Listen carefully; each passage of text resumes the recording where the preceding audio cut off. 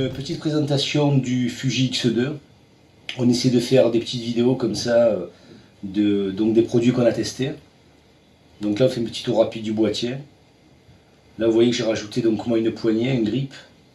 J'ai rajouté un repose-pouce ici, très pratique, qui permet de vraiment l'avoir mieux en main. Bon là j'ai mis un petit déclencheur. Voilà, là vous le voyez donc monté avec le 35 mm 1.4, avec un pare-soleil métallique. Très bonne qualité, tout est quasiment en métal. On a donc aussi un petit flash escamotable, voilà, qui est là et qui a l'avantage de pouvoir s'incliner. Donc ça permet de déboucher des ombres et évidemment de pouvoir déporter sa lumière au plafond, comme ça on évite une lumière directe. C'était peut-être pas prévu pour, mais à l'arrivée c'est très pratique.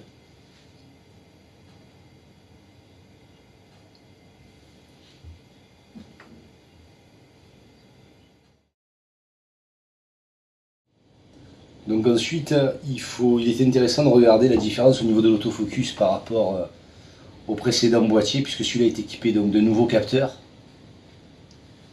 à détection de phase, ce qui permet d'avoir quelque chose de plus rapide. Donc on fait un petit test au niveau de la mise au point, de la rapidité de l'autofocus.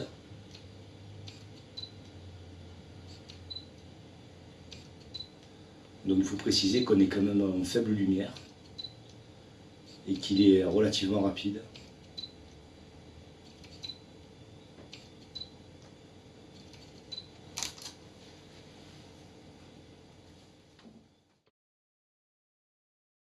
Donc on va faire un petit tour dans les menus. On a donc ici la touche Q qui est une touche d'accès rapide aux principaux réglages.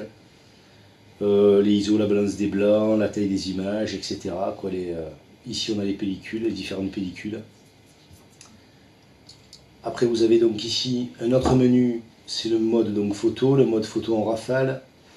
On a des filtres ici qui sont des filtres avancés.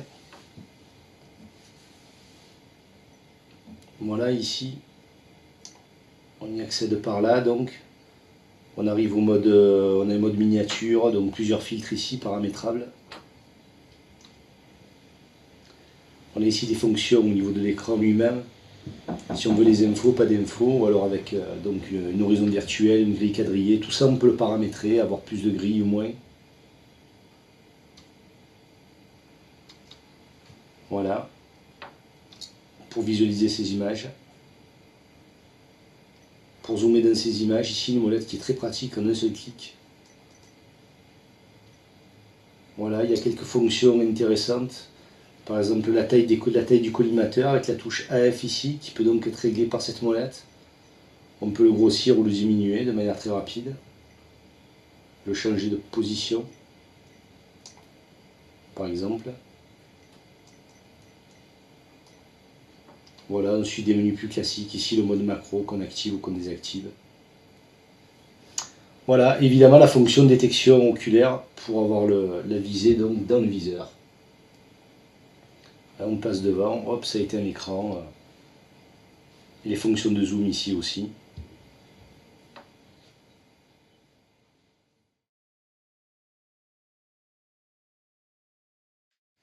Donc on va faire un petit test de l'application Wi-Fi de chez Fuji. Donc vous allez dans les réglages de votre iPhone ou de votre Android, sur le réseau Wi-Fi, vous sélectionnez donc le Fuji qui apparaît, donc là le X2 en l'occurrence.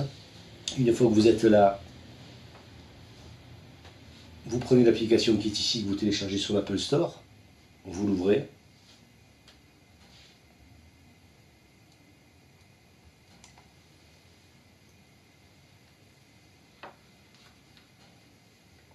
Donc là vous êtes dans le menu Images, visualisation d'image de votre appareil, vous voulez donc transférer la photo que vous venez de faire.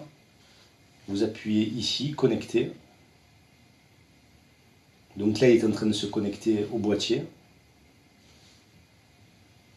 Voilà, vous voyez ici qu'il a reconnu donc le boîtier, puis vous appuyez sur OK. Et l'image, normalement, se transfère.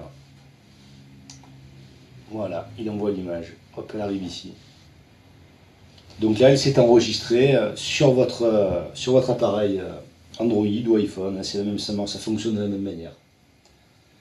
Voilà, donc on fera un petit test la prochaine fois de notre appareil. À bientôt.